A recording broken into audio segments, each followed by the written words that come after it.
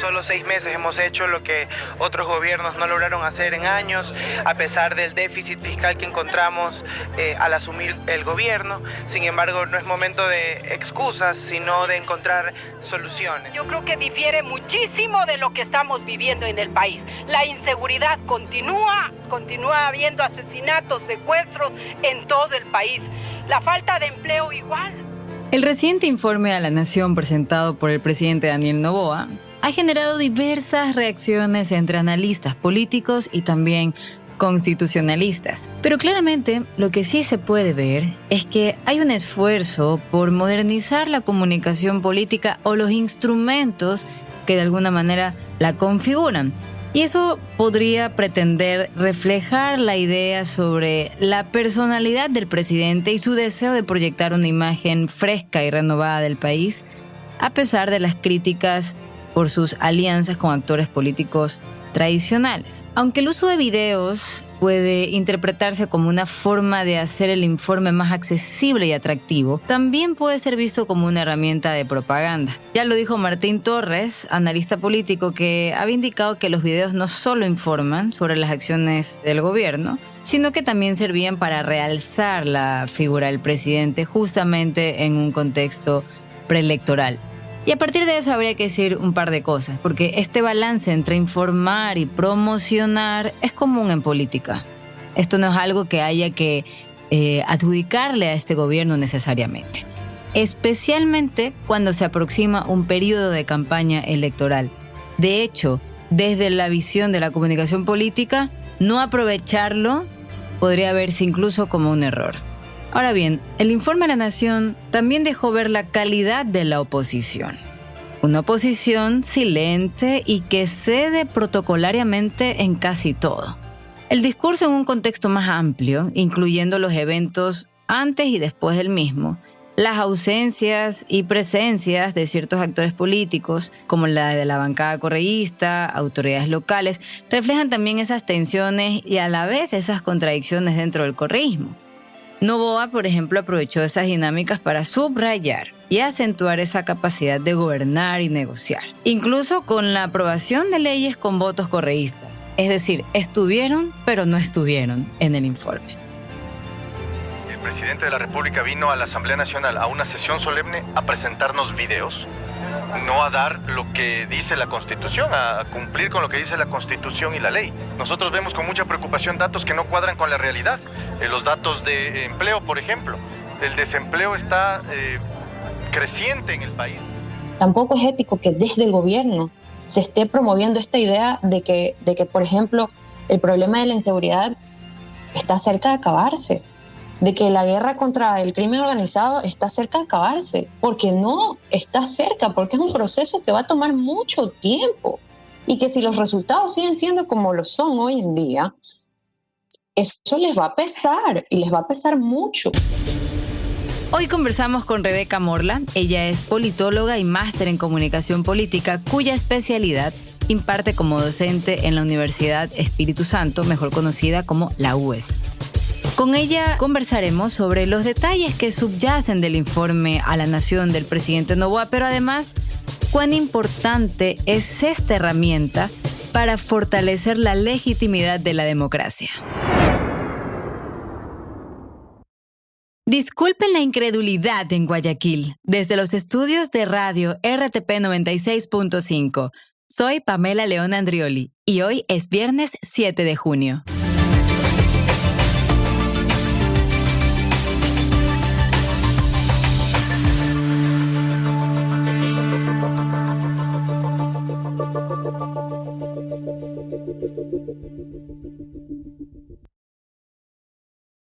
Voy a conversar con Rebeca Morla. Ella es politóloga y también máster en comunicación política.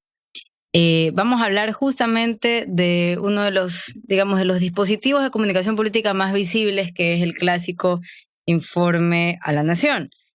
¿Cómo estás, Rebeca? Hola, Pambe, ¿qué tal? Qué gusto estar contigo en este espacio del cual soy fan, entre paréntesis. Y me gusta mucho el tema también que vamos a tratar, así que Comencemos. En efecto, ha sido un informe a la nación sui generis porque en mucho tiempo no hemos visto que un presidente rinda cuentas de tan solo 6 meses. La ley y la constitución determina que se lo hará por el año de gestión. Me parece un poco extraordinaria la forma en la que se da el informe a la nación, sobre todo por el momento político que existe. ¿Qué te parece o cómo ves tú el hecho de que él genere o que se haya decidido hacer un informe a la nación al corte de 6 meses y no al corte del primer año? Porque coinciden como muchas cosas el hacerlo ahora. Totalmente, totalmente. Y yo quiero empezar con una de mis conclusiones de la conversación. Quiero empezar de atrás para adelante. Y me gustaría decir que considero que es fundamental que nosotros hablemos del deber ser de las cosas, porque al no hacerlo, estamos permitiendo, aceptando, normalizando muchas cosas que no están bien y las estamos dejando pasar como ciudadanos y como sociedad. Y eso a mí me preocupa.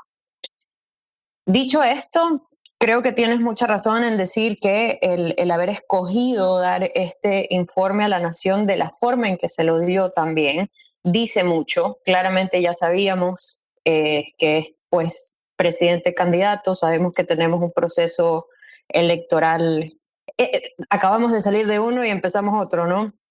Entonces, eso marcó, de hecho, todo lo que vimos el 24 de mayo, desde la llegada con los simpatizantes, desde la forma en la que se comunicaron los mensajes, la secretaria de comunicación también dando declaraciones antes de que empiece esto, agradeciéndole pues a toda la gente presente y demás. Entonces, sí, definitivamente creo que todo esto parte de la estrategia de campaña para la reelección. No hay duda de eso. Creo que también lo que vimos, ya el contenido del informe, de los mensajes como tal, también están orientados a eso. Qué tan positivo, qué tan efectivo eso sea para el gobierno, pues está por verse. Qué tanto les funcione al presidente también está por verse y lo dirán las cifras. ¿Qué pienso yo? Es otra cosa y bueno, te lo voy contando ahora con la conversación. Se supone que ese informe debe abarcar un resumen de lo que ha hecho el gobierno durante el año precedente y por lo general marca un camino derrotero sobre lo que se viene. Yo creo que el presidente de la República, no sé si se preocupó más de cumplir con un electorado y obedecer ciegamente lo que significaría un manejo del marketing político a realmente rendirle cuentas al Estado, al pueblo ecuatoriano. Y ahora tomamos el ejemplo del presidente Noboa porque, bueno, es nuestro presidente, pero yo sí quisiera abordar un poco también el tema de los macros y tú has dicho, o mejor dicho, has dado un preámbulo que me permite encauzar un poco esa conversación y es el deber ser. Te pregunto por esto porque, sin lugar a dudas, una cuenta pública, es decir, un presidente, un funcionario o alguien elegido de manera popular o no, rinde cuentas y de qué manera eso, utilizando ese deber ser del que hablas, aliado a esa democracia cumplida de manera legítima. Sí, mira, de cierta manera me gustaría, y por eso planteo hablar desde el deber ser, ¿por qué? Porque yo creo que el informe de gobierno como tal, independientemente de las circunstancias en las que se haya dado y quién lo haga, es una herramienta para nosotros como ciudadanos saber qué es lo que está haciendo el gobierno, saber en qué se están gastando los fondos públicos, saber cuáles son los resultados de la acción. Y lo más importante, según la teoría, según lo que nos dicen los libros, ¿no? La teoría de la democracia es que el informe de gobierno es una herramienta con información debidamente revisada, validada, con un objetivo claro que permita esa fácil comprensión y entendimiento de todos. De cierta manera, en la forma en la que se dio el informe se cumplió con la fácil comprensión, porque eso también se ha hablado mucho, ¿no? De los recursos, los videos, el hecho de que haya sido corto y demás. Pero nos quedamos en la discusión de las formas y no del fondo. El fondo es la información, los datos que se proporcionaron y que por todos lados hemos visto cómo hay imprecisiones, por no decir otra cosa, que salen directamente desde el primer vocero de gobierno. ¿Y qué tan lesivo puede llegar a ser que un informe a la nación corresponda más a un eslogan propagandístico que a una cuenta del orden de lo programático? Es decir, esto se hizo. Y también qué tan inverosímil puede llegar a ser que un informe de, digamos, a la nación se dé justamente con una ejecución de 6 meses de gobierno, siendo que igual el país tiene problemas muy estructurales que requieren claramente un largo plazo. Totalmente, pero yo creo que hay que verlo en el contexto que vivimos, ¿no? En un gobierno de 16 meses, creo pertinente que hacer este corte a los 6 meses y rendir cuentas sobre eso es positivo. Ahora, la manera en que lo hicieron y el objetivo con el cual lo hicieron, sí considero que es bastante peligroso. De hecho, escuchaba una columna de la profesora Caroline Ávila, a quien admiro mucho y que también ha estado en este espacio, ¿no? Y Caroline habla justamente de esto, de cómo el primer vocero de gobierno, al emitir con tanta soltura estos datos imprecisos o datos a medias, repito, por no llamarlos de otra manera, cómo esto definitivamente va a tener un efecto en el resultado. ¿Por qué? Porque si nosotros ya tomamos el hecho de la información que no hay cómo contrastar, ¿no? A el hecho de que como sociedad no confiamos en los políticos, ni nosotros ni nadie básicamente en Latinoamérica. Esto definitivamente puede generar todavía más rápido esa poca credibilidad que puede llegar a tener el presidente y que definitivamente la va a necesitar para este nuevo proceso electoral. Y más aún si va, o en el caso de que llegase a ganar la siguiente elección, ¿no? O sea, considero que se están jugando mucho al tomar este riesgo y al lanzarse con estos discursos, con estas narrativas que se intentan posicionar y que van en contra de lo que vive el ciudadano de a pie, porque tarde o temprano todos podemos darnos cuenta de cómo el discurso se va a caer. Se puede caer, y si se mantienen las cosas como están en este momento, se va a caer. Sobre eso que dices de los relatos o narrativas, no puede sostener un gobierno necesariamente desde los relatos y las narrativas. El piso siempre será la gestión gubernamental y el techo también.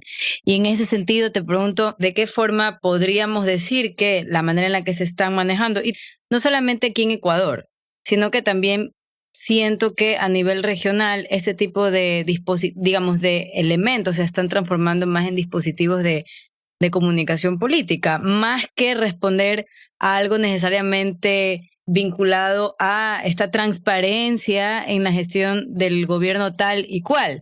No sé si realmente sea algo muy romántico de percibir para mi lado o si siempre ha sido así. ¿Sabes lo que pasa? Creo yo que, digamos, una cosa es tratar de posicionar ciertos mensajes, ¿no? De, por ejemplo, y hablando específicamente del gobierno actual, el nuevo Ecuador y lo que se supone que conlleva esto que estamos viviendo y que se comprende dentro del nuevo Ecuador. Pero si sale el primer mandatario y posteriormente todos sus ministros a tratar de instalar esta idea de que se le ha devuelto la paz al país, por ejemplo. Y en estos últimos 3 días hemos visto varias noticias de sicariatos, robos, extorsiones y demás. Por mencionar lo que ha pasado en los últimos días, ¿no? Porque esto es algo que se da todos los días. Y el ciudadano de pie escucha, por un lado, lo que trata de posicionar el gobierno, pero ve a su alrededor otra cosa. Pienso que ni así lo veamos en la plataforma que lo veamos, ni no importa la cantidad de veces que sea repetido, eso no va a calar. Porque, y como ya hemos visto en los últimos procesos electorales, y sobre todo si aprendemos algo del referéndum, es que el ciudadano cada vez es menos fácil engañarlo, cada vez come menos cuento. Entonces, Y definitivamente en la consulta popular vimos eso, vimos que es un electorado que tal vez en algún momento se comió el cuento, pero ya no pasaron ciertos temas que eran muy importantes y que venían específicamente preparados desde el gobierno. Entonces, sí, repito, creo que es un juego peligroso el que han decidido tomar. Y vemos ya también los efectos de eso. Si te das cuenta, en los últimos días hemos visto a gran parte del gabinete volcado a los medios de comunicación tratando de sustentar y de justificar todas las cosas que dijo el primer mandatario en el discurso del informe a la Nación. Estamos viendo también, y ojo, esto pasó hace poco en la Asamblea, ¿no? El primer mandatario salió a decir, pues, de hablar de la institucionalidad del país y de cómo han logrado devolverle esa gobernabilidad y demás. Hoy, la Asamblea aprobó una enmienda que reduce el número de votos necesario para ratificarse en un texto vetado por el Ejecutivo, a pesar de que la bancada oficialista hizo todos sus intentos por evitarlo, y ya salieron también a decir cómo esto va a afectar a la gestión presidencial.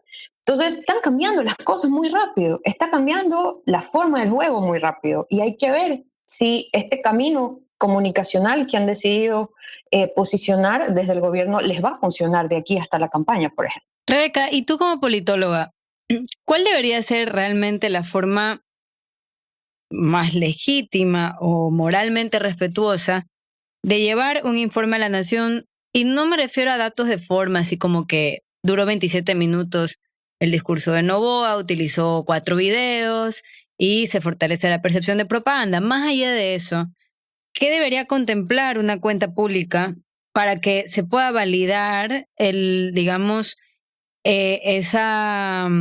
digamos, ese respeto que existe del mandatario hacia sus mandantes? Es decir, hay una relación digamos, de traspaso de responsabilidades porque yo voté por alguien que iba a rendirme cuentas públicas. Entonces, ¿qué debería contener? ¿Cómo debería ser para que en efecto eso sea como que por consecuencia algo que genera aprobación a la imagen, pero no como, digamos, como objetivo principal?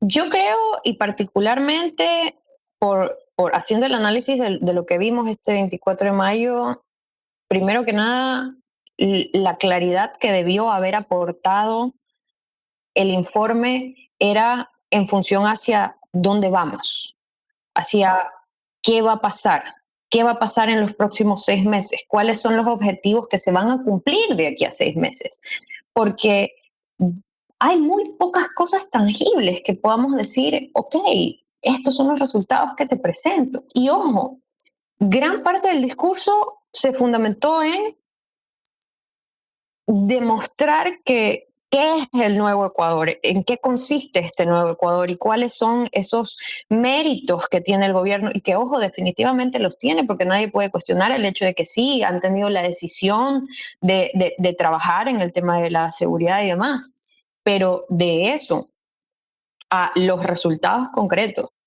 a la orientación que vamos a tener en los próximos 6 meses mínimo, en las metas que van a ser cumplidas de aquí hasta la finalización de este mandato. Todas esas certidumbres que debió haber aportado el primer mandatario no se dieron. Y eso también puede ser un problema más adelante, porque estamos viendo todos estos, quisiera decir, significantes vacíos, por así decirlo, y no tenemos cómo conectarlos con algo tangible, con algo real. No tenemos ni siquiera con qué hacer el contraste porque el único contraste que se hace es que los otros gobiernos, es que los gobiernos de antes, es que lo que hubo antes, pero nada más. Y ese recurso lo han usado todos, porque todos los que llegan culpan al anterior.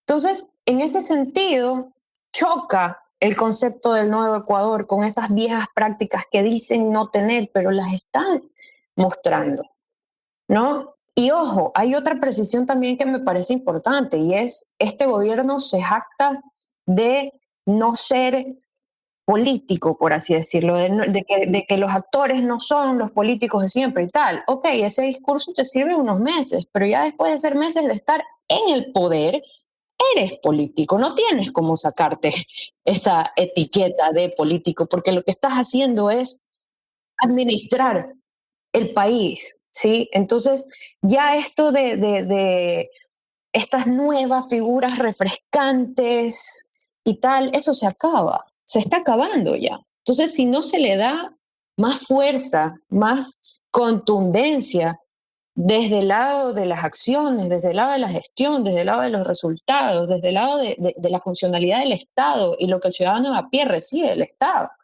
de aquí a 6 meses el panorama no va a ser alentador y no se va a mantener ese 60% que antes era 80, ahora es 60 y puede seguir bajando. El informe a la Nación del presidente Daniel Noboa no despertó el interés de las bancadas legislativas. Los legisladores del correísmo, principales opositores del gobierno, no asistieron al Parlamento. De sus aliados socialcristianos participaron 4 asambleístas de los 16 de la bancada, incluido el presidente Henry Kronfle. Del resto de bancadas llegaron pocos y dispersos. Y por ejemplo, ya hablando de otro actor súper importante también, Rebeca, en este informe a la Nación, dentro de la Asamblea hay algunas bancadas, todas fueron elegidas de manera democrática y todas tienen que corresponder, digamos, a los ejercicios del escenario formal de la política. Por ejemplo, asistir a un informe a la Nación. Entonces, ¿qué implicaciones políticas? Y digo la palabra política por el marco del evento. Ya puede tener la ausencia de la bancada correísta durante el informe a la Nación. ¿Y cómo crees que tal vez esto pudo haber afectado la percepción del evento como tal? ¿Sabes que yo creo que fue tan mala estrategia por parte del correísmo el no haber asistido? Fue tan fácil llenar el espacio que debió haber ocupado el correísmo ese día, que han pasado a estar totalmente fuera de la discusión. Totalmente fuera. Nadie está hablando ni del correísmo, ni de por qué no fueron, ni de que no estuvieron. La conversación está en torno a los zapatos del presidente, a las gafas, a lo que se pusieron ese día, a que le pusieron mala banda, a los reels, a los TikToks. O sea, la discusión está en cualquier lado, menos en si estuvo o no estuvo presente el correísmo. Entonces, de cierta manera, yo creo que a ellos les jugó muy en contra. Demuestra a su vez que como organización política existen muchas debilidades a la interna y definitivamente sí, creo que fue una mala estrategia. Estás escuchando Disculpen la Incredulidad, el podcast original de RTP 96.5 en Guayaquil. Y también demuestra tal vez que tenemos si es que la tenemos, un nivel de oposición fracturado, porque el ausentarse no es solo ausentarse al informe de la Nación. Esas ausencias por ahí también representan otras cosas. Me ausento de lo que podría pasar después del informe de la Nación, me ausento de ser partícipe, me ausento de ser mencionado, me ausento de estar en gobierno en ese momento. O sea, esas ausencias simbólicamente también, no sé si lo ves igual, representan un poco el resquebrajamiento que ha tenido el nivel de oposición que tenemos en política.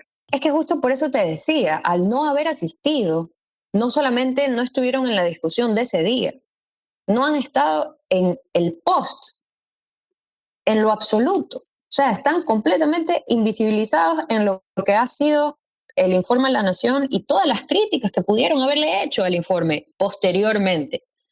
¿Sí? Entonces, por eso te digo, para mí es una muy mala estrategia porque quedaron totalmente afuera de la discusión pre, durante y post. Considero que perdieron una oportunidad de generar vocería, de generar crítica, de generar noticias desde su lado.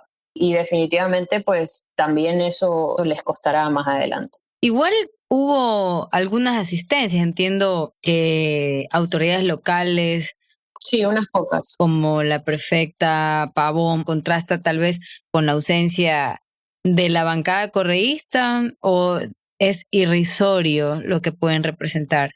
De lo que he podido ver y leer y escuchar, creo que ha sido completamente irrelevante. Es decir, lo que se supo fue que el correísmo no fue, que no estuvo presente y eso es todo. Creo que eso no influye, el hecho de haber visto una o dos figuras locales presentes, no influye en que la mayoría como tal, y que eso sí dejaron muy claro, no iban a asistir en señal de protesta. O sea, hicieron muy público el hecho de que no iban a ir. Quien haya ido o no, pues ni suma ni resta, porque al final del día no han estado ni en entrevistas, ni en la discusión, ni han sido consultados sobre el tema. Es decir, la discusión, o mejor dicho, ese espacio fue llenado muy fácilmente por otros actores que al gobierno le interesaba. Estoy tratando de hacer un empate con el informe a la Nación de Guillermo Lasso. Él, por ejemplo, estuvo 2 años de gobierno y dice que en los siguientes meses él había dicho que iban a continuar sin descanso y con más energía. Es un informe a la Nación que se concentró principalmente en cómo se había reducido el déficit fiscal y todo este tipo de cuestiones relacionadas, por ejemplo, con cómo va a crecer la economía del país, según el FMI, todo este tipo de situaciones que pueden dar cierto aval al manejo económico desde lo macro que tuvo Guillermo Lasso. O sea, una idea con la que uno se puede haber quedado y es, bueno, este hombre tuvo algún tipo de ejercicio relacionado a la macroeconomía. ¿Qué de lo que dijo el presidente uno se pudo haber llevado? Es decir, tú, por ejemplo, tú y yo estamos inevitablemente en el ejercicio de la asesoría política. Es decir, nuestro ojo es un poco más criterioso en ese sentido, pero de lo que podríamos decir a nivel de ciudadanos, o sea, ahorita saquémonos esa etiqueta de analistas y de asesoras. ¿Con qué te quedas de lo que dijo el presidente Noboa? Bueno, yo me quedo con varias cosas. Una, que nosotros, o lo que llamamos el círculo rojo, definitivamente no era el target. No era el target del informe a la nación, no nos estaba hablando nosotros. Segundo, creo que con lo que la mayoría se queda es con las formas. Sí, nos quedamos en el video, nos quedamos en que fue corto, nos quedamos en que son jóvenes, nos quedamos nuevamente en el zapato, en las gafas, o sea, en la superficialidad, más no en los temas de fondo. Y ojo, eso definitivamente también es parte de la estrategia. O sea, si tú me preguntas a mí, hasta lo de los zapatos fue pensado y utilizado para que nosotros, o bueno, para que la ciudadanía en general esté hablando de eso, ¿ya? Entonces yo sí creo, y esta es otra de mis conclusiones, yo sí creo que al gobierno actual le falta mucho de aprender a jugar a la política, pero yo sí creo que el juego del marketing lo hacen supremamente bien, ¿sí? Entonces, por eso vemos las piezas comunicacionales que vemos, por eso vemos cómo en 10, 12 segundos y a través de TikTok es que comunican la mayor parte de cosas, por eso vemos a los ministros ya prácticamente a todos, porque en un comienzo eran algunos, ahora sí son todos los que están que con la tendencia de que le pegan a la pantalla, mostrando los grandes resultados de su gestión. Entonces, sí me parece que con lo que nos quedamos es, y a propósito, justamente con estas superficialidades que giran en torno a la gestión gubernamental que nos hace falta. Ok, entonces podríamos decir que el informe de la Nación, y sabes que qué bueno que dices lo del círculo rojo, estamos en la misma línea, con lo que tú me estás diciendo no me había dado cuenta de algo, y creo que lo que comentas es importante, porque dices que el informe de la Nación, de lo que puedo concluir de lo que dices, también ha permitido ver cómo el gobierno ha visibilizado sus faltas, ¿verdad? Es lo que nos estás diciendo. Es lo que yo interpreto, es el análisis que yo puedo hacer. Si este análisis llega al ciudadano común, al ciudadano de a pie, no lo sé. De hecho, dudo mucho porque si el gobierno está jugando desde el lado de la comunicación como está jugando, es porque el ciudadano lo está consumiendo, lo está comprando, lo está aceptando, se lo está creyendo, ¿sí? La pregunta es, ¿hasta cuándo? Porque, a ver, O sea, el nuevo Ecuador, en cuanto a conceptos, no tiene mucha distinción del Ecuador de hace 6 meses. En resultados, no tiene mucha distinción de los 6 meses. En las formas, ciertas cosas han cambiado, pero la mayoría no. ¿Y qué más estamos viendo? Estamos viendo que, por ejemplo, nos distraen con muchas cosas, nos distraen con las gafas, con el zapato, con la canción, con el trend, con la ropa que se puso, con la primera dama en Carondelet, pero eso nos desvía de la discusión que deberíamos estar teniendo, que es el deber ser de la política, de la gestión, de los resultados y demás. Entonces, sí me parece que, y concuerdo con el hecho de, ok, en 6 meses no les puedes exigir que resuelvan todo lo que está mal en este país, pero tampoco es correcto, y ahí sí entro al tema de la ética, tampoco es ético que desde el gobierno se esté promoviendo esta idea de que, por ejemplo, el problema de la inseguridad está cerca de acabarse, de que la guerra contra el crimen organizado está cerca de acabarse, porque no está cerca, porque es un proceso que va a tomar mucho tiempo y que si los resultados siguen siendo como lo son hoy en día, eso les va a pesar y les va a pesar mucho. Entonces, insisto en lo peligroso que es el camino que han escogido y creo que definitivamente tienen que hacer un amplio análisis estadístico a ver qué tanto pueden sostenerlo en el tiempo, porque definitivamente por cómo van las cosas hasta el día de hoy, considero que es insostenible.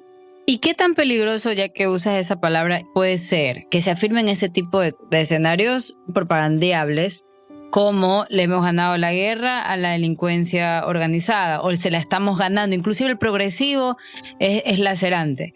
¿Qué tan peligroso puede ser que se utilice una herramienta tan de transparencia como un informe de la Nación? Porque el informe de la Nación literalmente es: voy a transparentar lo que se ha hecho. O sea, es literalmente un símil de transparencia.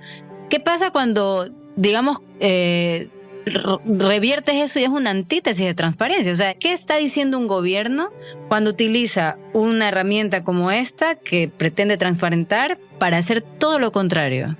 Sabes que yo creo que eso incluso tiene hasta un efecto psicológico, neurológico interesantísimo, porque es que es un choque, o sea, un choque entre lo que trato de decirte y de imponerte y de que te llegue versus lo que estoy viendo, lo que estoy viviendo. Entonces, esa falta de coherencia entre el mensaje y la realidad, tal vez y la mantienes un tiempo, pero a la larga, discúlpame, los ciudadanos, sea que les interese o no les interese la política, no son tontos. Y puede llegar a ser considerado esto un insulto a la inteligencia de la ciudadanía en general, que sigan buscando posicionar estas verdades a medias, porque tarde o temprano el ciudadano reacciona y te dice, ok, tú me dijiste esto, pero la realidad es otra. Y luego eso se castiga en las urnas. Muchas gracias, Rebeca, por esta conversación súper amena, y es bonito tenerte también en estos espacios, no solo en los laborales. Totalmente, qué gusto haber estado aquí, y cuando quieras hacemos una segunda parte. Conclusiones del episodio.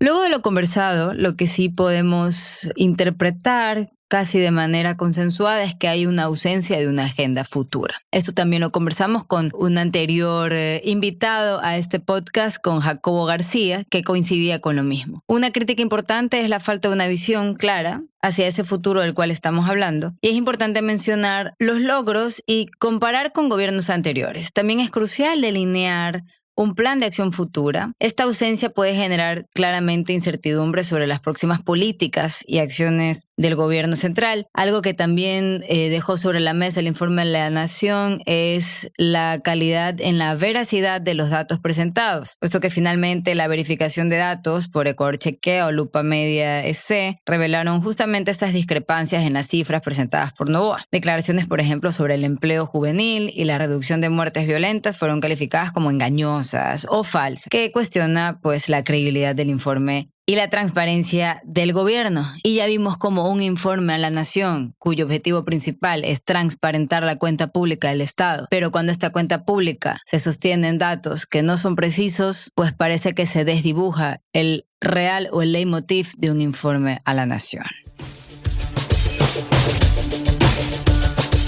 Disculpen la incredulidad, es original de RTP Radio Podcast. Soy Pamela León Andrioli. La producción y el diseño de sonido son de Benjamín Villagrán. Escucha todos nuestros episodios en infograma.net o en tu plataforma favorita de podcast. Nos encontramos el próximo viernes en otra entrega.